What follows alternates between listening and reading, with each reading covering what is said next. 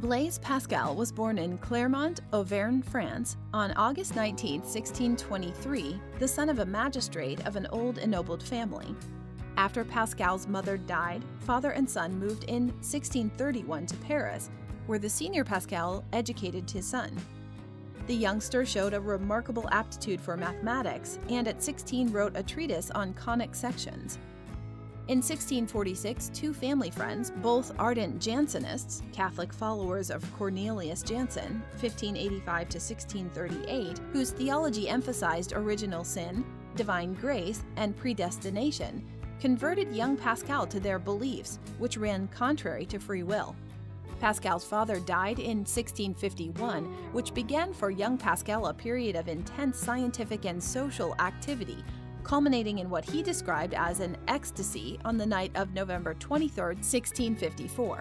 This moved him to associate himself with Port Royal, a convent of the Jansenists, for which he wrote the 18 provincial letters, Lettres Provinciates, 1656–57, a polemic against Jesuit casuistry, the use of exceedingly complex reasoning to justify a variety of what the Jansenists considered immorality and sin. From 1659 on, Pascal suffered from an increasingly painful illness, which only intensified his habitually ascetic lifestyle. Often he turned away physicians by telling them that sickness was the natural state of Christians. By the early 1680s, his condition worsened, and he died on August 19, 1682 at the age of 39. Records of an autopsy are suggestive to modern physicians of such diverse diagnoses as tuberculosis, stomach cancer, and brain damage. In his brief life, Pascal was prolific in scientific, mathematical, literary, and philosophical activity.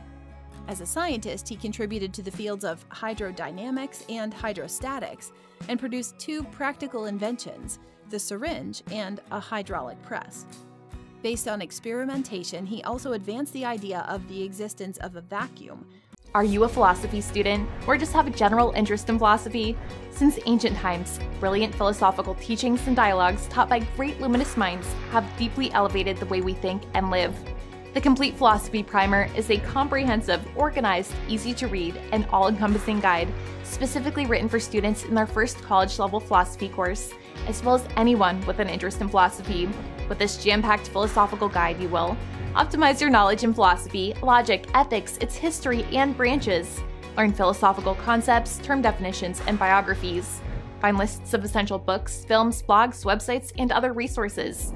Improve your writing skills, learn how to argue effectively, and most of all, learn how to be a better student. Order your copy today to philosophize your mind and illuminate your wisdom. Which his contemporaries adhering to Aristotle believed impossible.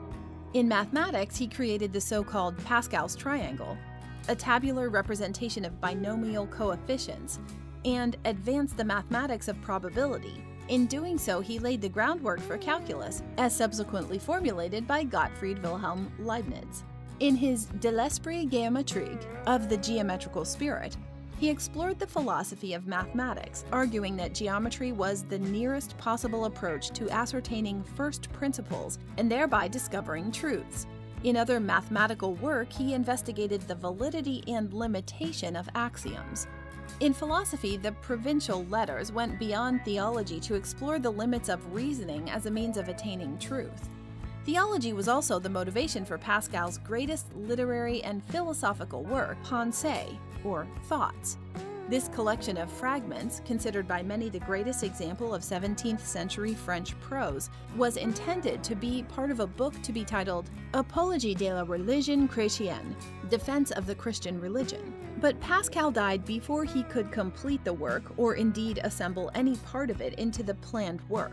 Pensees is a theological and philosophical attempt to explain the paradoxical relationship of man and God. While the existing work is fragmentary, what becomes clear in reading it is that as philosophy, it is an attempt to summon up the contradictory approaches of Pyrrhonism, a philosophy based on the 4th century BC Greek philosopher Pyrrho, which argues for epoch, a suspension of judgment regarding all non-evident propositions, and Stoicism, the philosophy of Zeno of Citium and Epictetus, which argues for liberation from desire for pleasure and fear of pain. With these two contradictory approaches established, Pascal argues that a thinking person would invariably feel confused to the point of desperation, which is the ideal condition in which to accept belief in God. Although fragmentary and inherently non-systematic, the Pensees have exerted a powerful and enduring influence on the philosophy of religion and on Christian theology. Most famous among the many epigrammatical passages in the work is, "The heart has its reasons which reason knows nothing of. Le cœur a ses raisons que la raison ne connaît pas."